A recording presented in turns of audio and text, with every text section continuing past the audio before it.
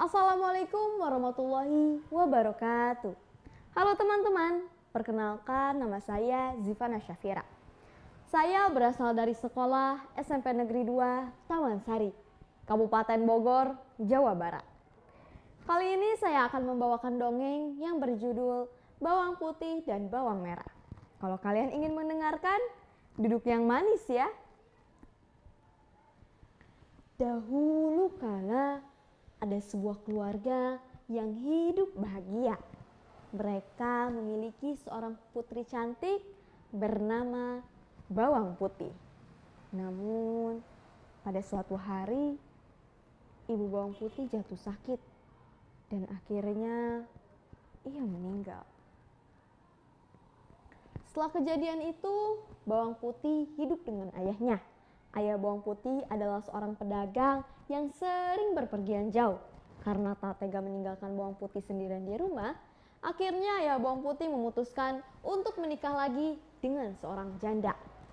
Janda tersebut memiliki satu anak yang diberi nama Bawang Merah. Mulai sekarang kau akan memiliki ibu dan kakak tiri untukmu, namanya Bawang Merah, tutur sang ayah. Bawang Putih pun bahagia karena memiliki keluarga baru. Ibu tiri dan Bawang Merah bersikap sangat manis padanya. Namun ternyata kebaikan itu hanya sesaat. Ibu dan kakak tiri Bawang Putih memiliki sifat yang jahat. Mereka bersikap baik pada Bawang Putih hanya ketika ayahnya ada bersamanya. Ketika sang ayah pergi untuk berdagang, mereka malah menyuruh Bawang Putih untuk mengerjakan segala pekerjaan rumah seperti seorang pembantu. Ternyata kemalangan Bawang Putih belum berhenti sampai di situ. Selang beberapa hari, ayah Bawang Putih juga jatuh sakit dan akhirnya meninggal dunia. Kini ibu tiri dan Bawang Merah bersikap semakin jahat pada Bawang Putih. Mulai sekarang, pekerjaan rumah kau yang akan mengerjakannya setiap hari, ucap ibu tiri setelah sang ayah dimakamkan. Bahkan waktu beristirahat Bawang Putih pun semakin terbatas. Ia setiap harinya harus melayani segala kebutuhan Bawang Merah dan ibu tirinya. Sampai di suatu pagi, Bawang Putih sedang menyuci di sungai. Tanpa ia sadari, selendang kesayangannya Bawang Merah hanyut begitu saja. Ia pun langsung menghampiri sang kakak.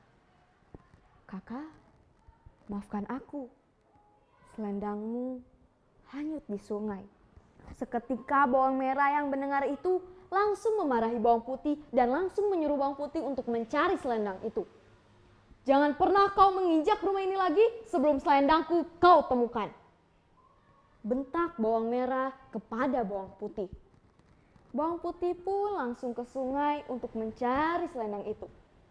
Sampai larut malam, selendang itu belum juga ia temukan.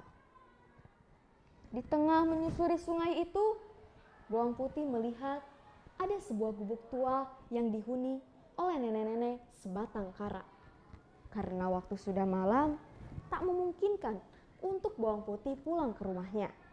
Akhirnya Bawang Putih memutuskan untuk meminta izin kepada nenek agar dia bisa menginap di rumahnya selama 1 malam.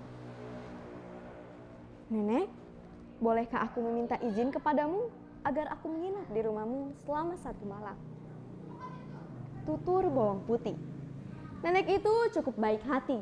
Ia mempersilahkan Bawang Putih untuk menginap di rumahnya selama 1 malam.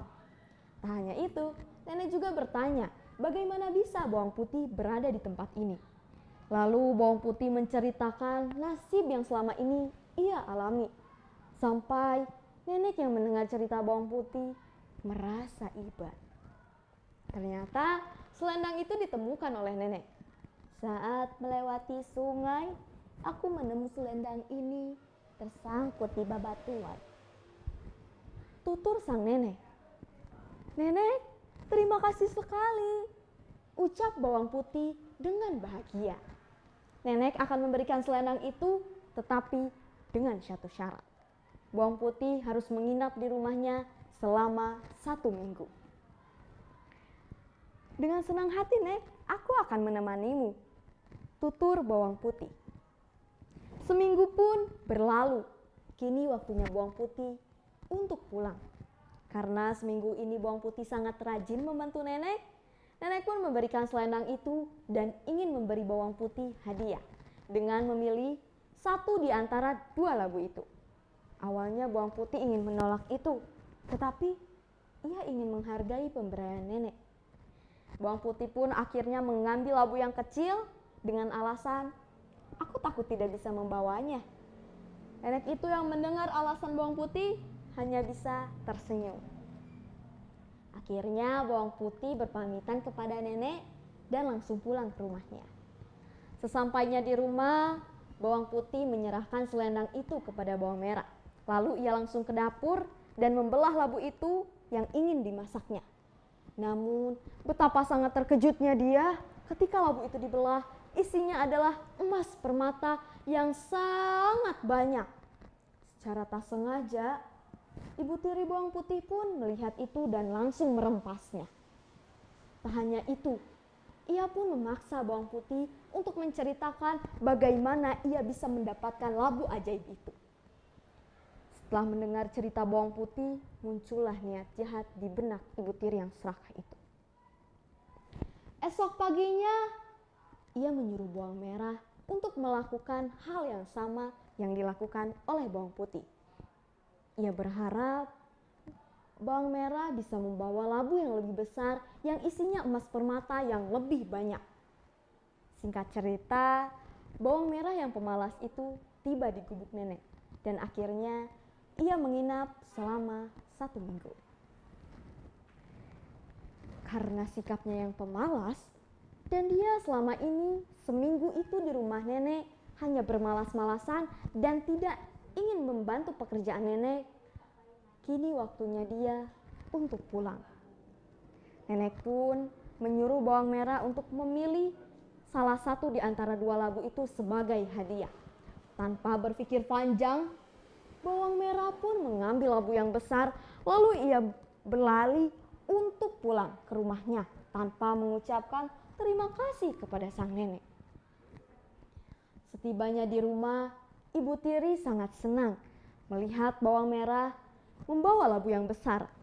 Ia berpikir isi di dalam labu itu adalah emas permata yang sangat banyak.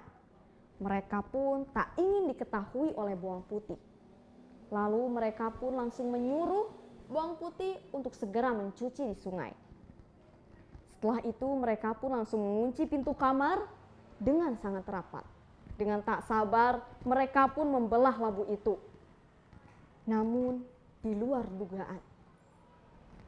Di dalam labu itu bukannya emas permata yang sangat banyak, melainkan hewan yang berisi ular, kalajengking, kelabang, dan hewan berbisa lainnya.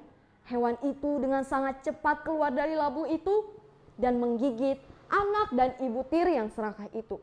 Kini mereka kena batunya karena keserakahannya. Dan pada akhirnya bawang putih pun terbebas dari segala penderitaannya yang selama ini ia alami. Sekian dongeng kali ini. Semoga kalian bisa mendapatkan hikmah di dalam dongeng ini. Saya Jivana Syafira, izin pamit, undur diri. Wassalamualaikum warahmatullahi wabarakatuh. Ketawa.